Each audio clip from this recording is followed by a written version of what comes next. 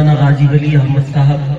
ہم سے خطاب فرما رہے تھے. دعا فرمائیں اللہ احکم الحاکمین حضرت کی عمر میں برکت عطا فرمائے, حضرت کی بیماریوں کو صحت سے بدل دے, کمزوریوں کو قوت سے بدل دے, آپ کے سایہ عاطفت کو ہم سب کے سروں پر دیر تک اور دور تک قائم فرمائے. نائب امیر شریعت مدھیہ پردیش حضرت مولانا غازی ولی صاحب ہم سے مخاطب تھے. حضرات گرامی قدر, جلسہ بالکل ختم ہونے والا ہے. اس جلسے کی آخری کڑی اگر مدھیہ پردیش مت بتاؤ, پڑھانے والوں کا پوتا کہو. پڑھائے والوں کے پوتے حافظ علی احمد صاحب کے پوتے.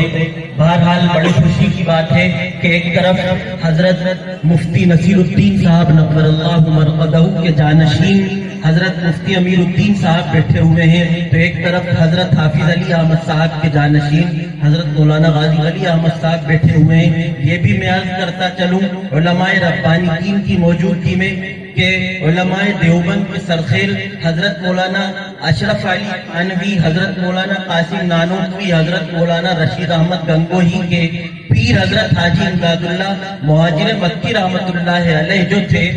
ان کے خلیفہ حضرت کے دادا محترم یعنی علی احمد صاحب کے والد ماجد حضرت شاہ فیض احمد صاحب رحمت اللہ علیہ تھے. حضرت شاہ فیض احمد صاحب کو حاجی امداد اللہ صاحب نے خلافت دی. پڑاوے میں مدفون ہے حضرت شاہ فیض احمد صاحب رحمت اللہ علیہ, اور حضرت شاہ فیض احمد صاحب رحمت اللہ علیہ نے اپنا جانشین حضرت حافظ علی احمد صاحب تو اس مدرسے کے بانی جو تھے, انار والے گھر میں ابھی آپ نے حضرت سے سنا پڑھایا کرتے تھے, اناب والے گھر میں پڑھاتے تھے. حضرت مفتی امیر الدین صاحب دامت برکاتہم العالیہ بھی اس بات کے گواہ ہیں کہ اناب والے گھر میں حافظ علی احمد صاحب پڑھایا کرتے تھے. تو فیض احمد صاحب کے جانشین اور خلیفہ حافظ علی احمد صاحب ہوئے, اور حافظ علی احمد صاحب کے جانشین اور خلیفہ حضرت مولانا غازی ولی احمد صاحب ہوئے. جہاں پر وہ تھاندار تھے, اور آپ کے بڑے ابا حافظ سعید احمد صاحب جو حافظ علی احمد صاحب کے بڑے صاحب لگتے تھے, میرے دادا محترم, وہ بھی یہاں پر جو ہے پٹواری ہوا کرتے تھے اسی پڑاوے کے اندر, اور گرداور بھی ہوئے وہ. اور آپ کے چچا حضرت مولانا صغیر احمد صاحب اور آپ کے والد ماجد حضرت مولانا قاری شفیع احمد صاحب رحمت اللہ علیہ اس مدرسہ انجمن نصیر الاسلام کے دونوں طالب علم رہ چکے. گزشتہ میرے چچا حضرت مولانا زبیر احمد صاحب دامت برکاتہم اپنے والد ماجد حضرت مولانا صغیر احمد صاحب کی حفظ قرآن کریم کی سند لے کر آئے تھے, جو اس مدرسہ انجمن نصیر الاسلام پھڑاوا سے ان کو وہ سند جاری کی گئی تھی. حضرت مفتی اظہر الدین صاحب کو وہ سند انہوں نے دکھائی تھی, شاید مفتی اظہر الدین صاحب کو بھی معلوم ہو اور یاد ہو. بہرحال جی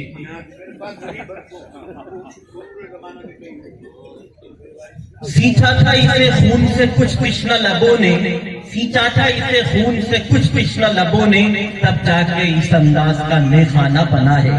آپ حضرات سے گزارش ہے اس میخانے کو, اس درخت کی آبیاری کیجئے, اس کی سرپرستی کیجئے, اور احسان مانیے ان مفتی صاحب کا, مفتی امیر الدین صاحب کا, مفتی اظہر الدین صاحب کا, کہ انہوں نے اس کو دوبارہ کھڑا کیا اور آپ حضرات کی اس سرزمین کی یہاں کے رہنے والوں کی مغفرت کا سامان مہیا کیا. بہرحال میں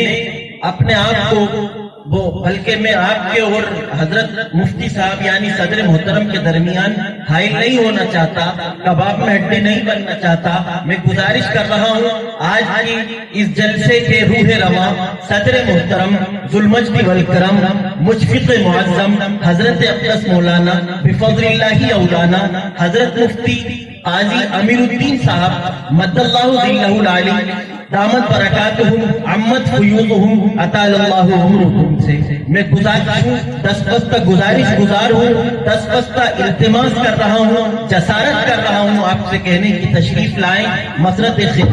صدارت سے اٹھ کر مسرت خطابت پر جلوہ افروز ہو کر آج کے اس جلسے کا اپنی دعا پر اختتام فرمائیں, اور اپنی ناصحانہ